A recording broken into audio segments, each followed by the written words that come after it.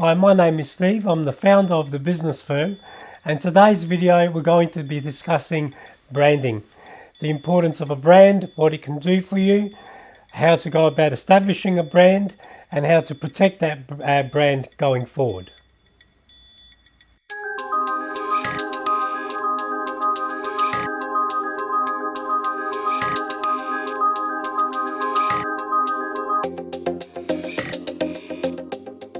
So let's define a brand. A brand is a name, a symbol, a sign, a combination of different artifacts that together go to identify a particular company's offering or a particular company.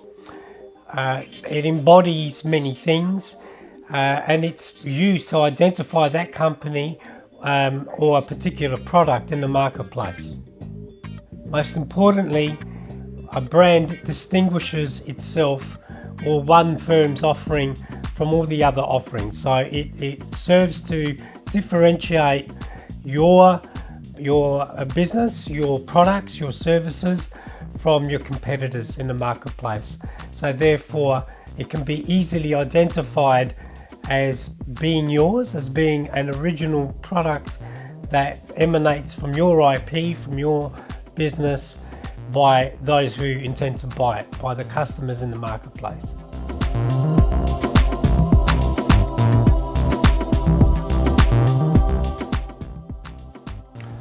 Of course, if you have a brand, you want to protect it legally. So therefore, the importance of a trademark cannot be understated. It is a way of protecting the IP in your brand, be it a symbol, be it even a collection of words. And that brand can be trademarked, or your brand can be trademarked, and therefore protected from being copied by other competitors, by other people in the marketplace, not just in your own country, but internationally. Here in Australia, your trademark is governed and protected by IP Australia, Intellectual Property Australia, but through that and through the equivalent organisations in any country in the world, you're actually able to register and protect your trademark internationally through WIPO, WIPO, and it can be done through the Home IP Office. And this is something that every business ought to do to protect the asset that is in your brand. And as I said, the trademark does not extend only to the pictorial elements of your brand, i.e. the logo, but it can also extend to words that are used in combination to help identify your brand. For example, a slogan or catchphrase of one type or another that's strongly associated with your brand. That can be protected internationally as a trademark as well.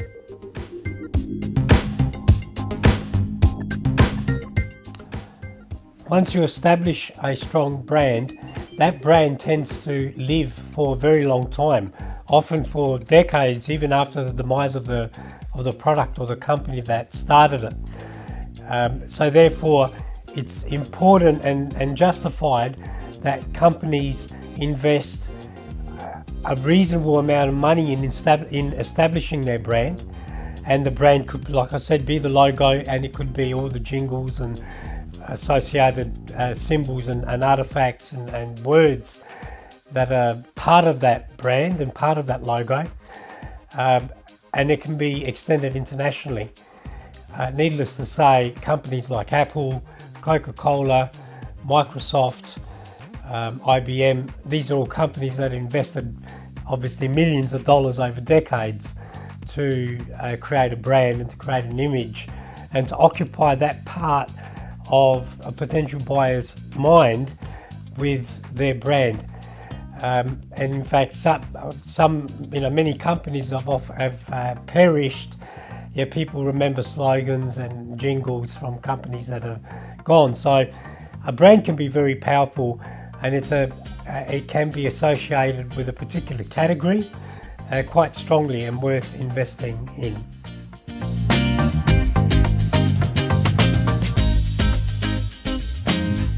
Having a good, strong brand has benefits for both the seller and also for buyers. Obviously, from a seller's perspective, it identifies the brand, it provides legal protection through trademarks and so forth, and it differentiates it from its competitors. But it is also benefits for buyers. Buyers that know a brand, they tend to have more confidence in that brand, and therefore the purchase-making decision can often be easier where a brand is recognised and known for a certain level of quality, in particular in the sea of other brands or non-brands. If you are looking for, if you're investing time into a purchase and it's a reasonable purchase, it involves quite a bit of money or perhaps it involves your health. If you see a brand that you recognise and you can associate with quality and reliability and longevity, particularly if you've seen reviews about that brand, you're obviously more likely to buy it, which is good for the seller, but it actually becomes easier and less stressful for the buyer when they come across a brand that they're familiar with.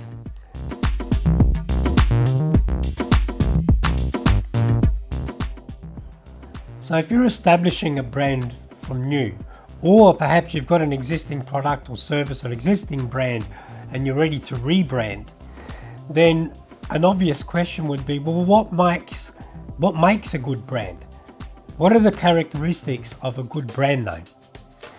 Well, some of those characteristics include that it should be different to other to competing brands. Should stand alone and be easy to identify. And once you've heard it, if it's different enough, when you hear it the next time, well, then you'll know instantly, well, that's that brand. It's easy to identify against the sea of other brands that occupy the same space. A good brand name should suggest something about the brand's characteristics, either its use or something about its reliability, or some sort of characteristic that you want to emphasize about your product. Well, if the brand name encompasses that, if it's embodied within the brand name, within the graphic elements, well, then that's obviously going to convey to new people that see that brand for the first time, and it will be communicated. If you want to emphasize safety, or if you want to emphasize luxury or reliability, or whatever aspect that you want to emphasize, you can infuse that in part of the brand, either by name or symbolically or graphically or through a slogan, and therefore it automatically embeds itself into the minds of the buying public, into the minds of the market, every time they see your brand, just simply by being exposed to it. So that's one really important characteristic of choosing a good brand name. A good brand name should be easy to recognize and to pronounce. While it's preferable to have names that are partly made up, in particular if you're trying to trademark a word, you can't usually trademark generic terms. People usually try and find brand names that are very descriptive of the type of category that they're in, but you obviously can't trademark generic terms. So you usually try and make up a word that sort of sounds like the term that you're trying to allude to, but it's not a real word. It may have a vowel missing or a different spelling. You may, instead of put a C, you may put a K, whatever. You'll make it different in some way, and it gives it a level of distinctiveness, but it also makes it easier to trademark.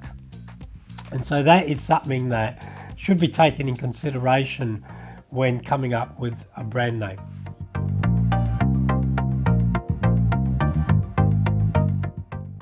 As I mentioned, it's important that you provide legal protection for your brand.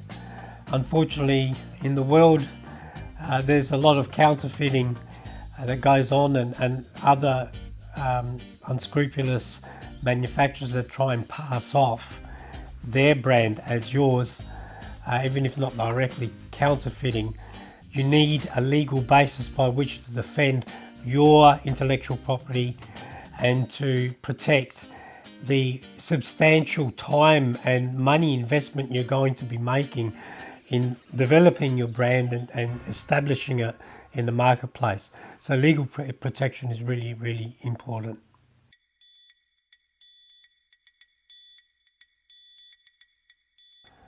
One of the things that you want to not let happen with your brand is for it to become so popular that it actually ends up becoming a generic term for the particular type of product or service that you sell. An example of this, not in Australia so much or in Europe, but in America, Xerox, which is a brand of photocopier that allows duplication of documents, photocopying, was actually so successful in promoting their brand that people used to refer to the brand as a verb.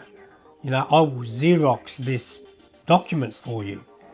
And if it happens over a long period and it becomes part of the language, you end up losing protection of your brand because it ends up becoming a common use generic term. So one of the ways that you can help prevent that is by combining two words together, your brand name and some other type of word. For example, Kodak Eastman purposely used two words because then it would become a lot more difficult for people to use two words in everyday conversation and make it become part of everyday language and part of a culture, part of the vernacular of a particular culture. So using two words is often a good idea to come up with when creating a brand name and trying to protect yourself for against it becoming a generic term sometime in the future.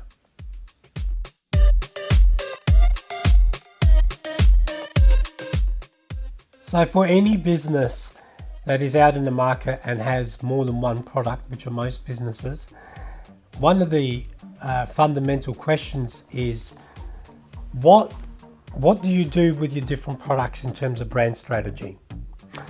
What a lot of businesses adopt is they have a business, and the business obviously has a name and a brand of its own as a business, but for each product that they sell, they adopt a different brand name per product. So this happens a lot in fast-moving consumer goods. So Procter & Gamble, which is the name of the parent company, they make a lot of laundry detergents and cleaning products and so on and so forth. And they don't label anything, or they don't brand anything as Procter & Gamble, although they do show up on the back of the label as the producer. Instead, what they do, they create different brands for each product. So for example, now I don't know if this is a Procter & Gamble brand necessarily, but a laundry detergent manufacturer that has multiple brands, they might have Omo, and Omo is known for bright whites, for example, and then they may have Cold Power washing detergent, and that's known for being very good for people that don't want to use hot water when they wash their clothes. And then they may have X brand and B brand and all these different brands, and across the category of the fast-moving consumer good category that they occupy, be it soaps or suds or cleaning products or household detergents, across that category they actually have a number of different entrants. So they have multiple products, but each one has its own brand, and each one is promoted separately as though they were not connected in any way as a separate brand. So a commercial for Omo only ever speaks of Omo and probably never mentions Procter & Gamble or the parent company at all. And what ends up happening is, well, you're promoting the brand very strongly and you're building up a lot of brand equity around that one product. And it usually works really well because you're increasing sales and you're building the brand, and it's working very well in that category. It's increasing market share. But for the company itself, it ends up creating a portfolio of very valuable brands. And this multi-brand strategy is used in a number of different categories, most notably fast-moving consumer goods, but it's also used in the finance industry, particularly in insurance and in insurance market. So in many countries, including Australia and the UK, there's only really one or two insurance companies, parent insurance companies in the entire economy. But what each one of them have are multiple insurance brands. So they might have the pensioners insurance brand, they might have AAMI, they might have so on and so forth. So they have these different brands of insurance policies, and they'll have a portfolio of them.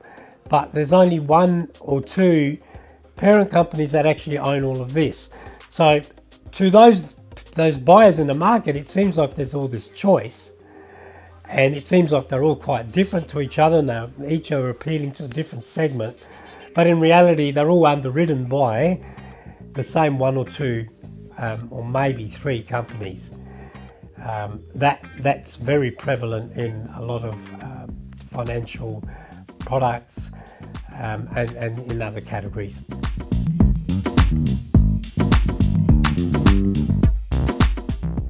So let's talk about brand equity.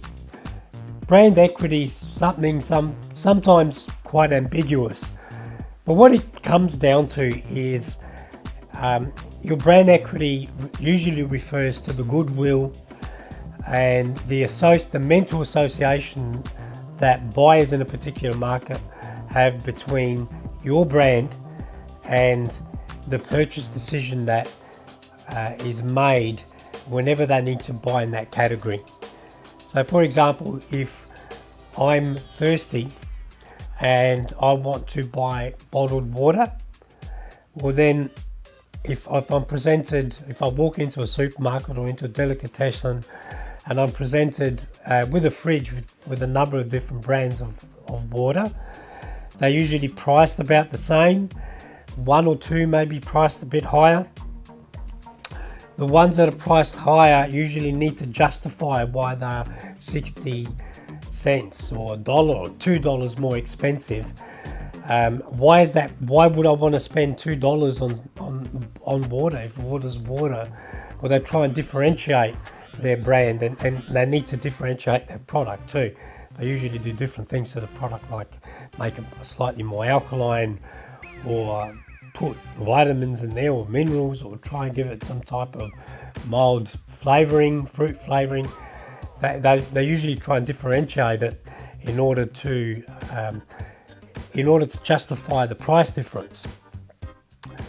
And this differentiation is usually pushed very hard when brands go to lengths to promote themselves as being over and above the average in their category.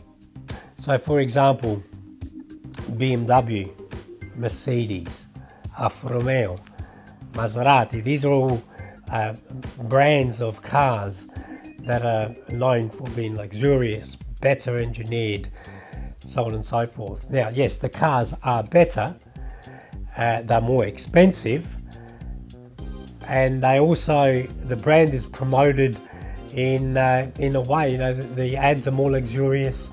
They hark on imagery of luxury, of status. They use all these different elements in order to help justify the extraordinary gap in money that purchasers need to invest in order to buy these brands. So, repeating again, if you want to differentiate your brand, You can't just rely on producing a Me Too product and try and make it just look nice. That usually doesn't cut it. It needs to be actually materially better, but then it needs to be promoted that way. So back to the example of the water, if you have your standard Mount Franklin spring water in the snack bar fridge, and next to it there's Perrier French water, artesian water that's imported from France or imported from northern Italy or from a well in Canada, something that's quite different. Well, it's obviously promoted that way, and it helps justify why I as a consumer feel that it's worthwhile spending that extra money for the supposed benefits that I'll get by having that water.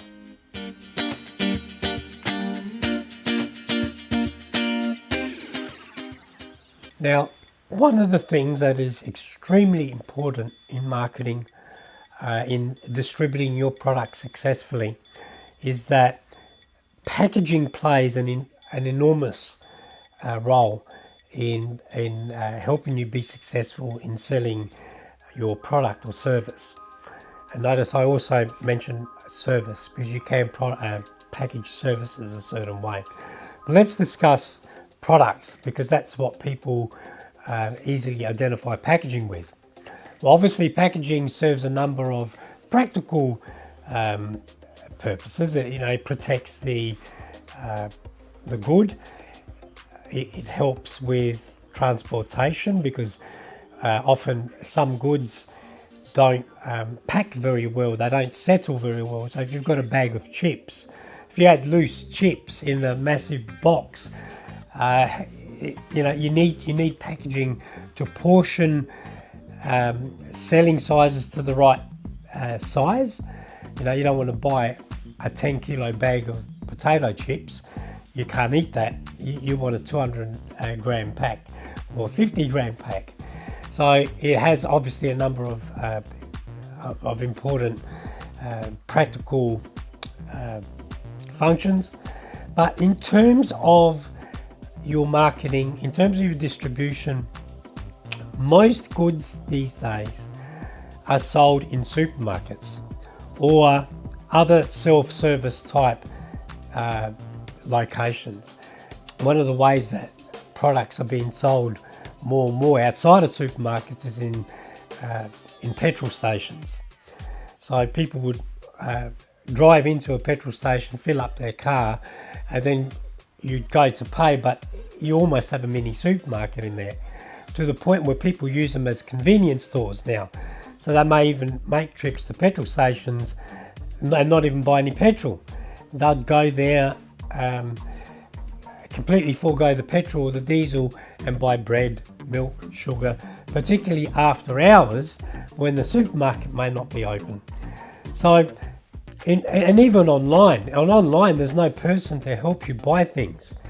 So packaging is really, really important to convey to the buyer who has no help, the buyer who finds himself or herself in a self-service situation, either in real life in the supermarket, in a petrol station, or online, or in a vending machine, where they need to make the decision by themselves, what will they buy?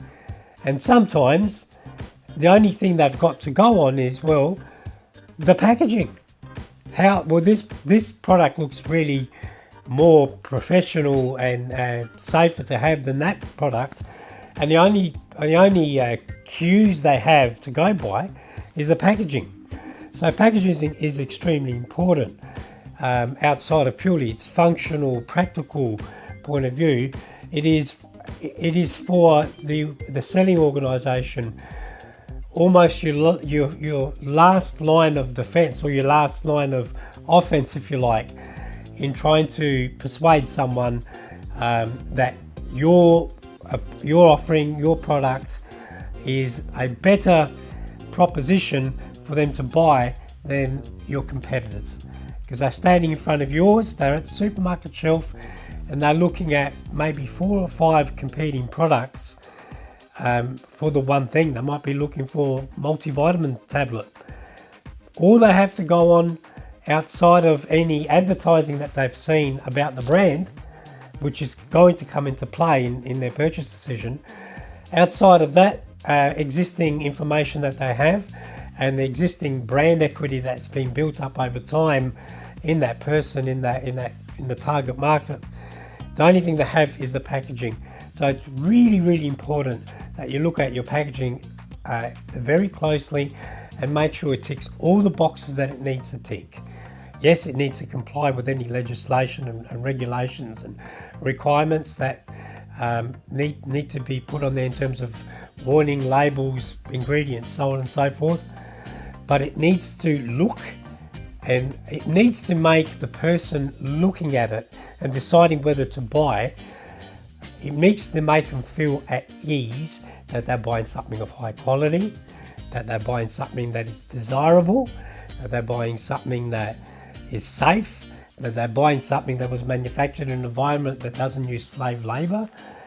These are all things that come into play in a person's purchase decision process.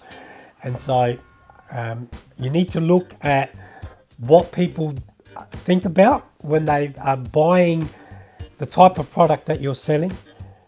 Have a look at what your competitors are putting on their packaging, and try and tick all those boxes and incorporate more or less what your competitors are doing, but just try and do it even better. Make it more attractive, more professional looking, more newer, if newness and trendiness and fashion come into play in what you're selling, and outdo them on every one of those points.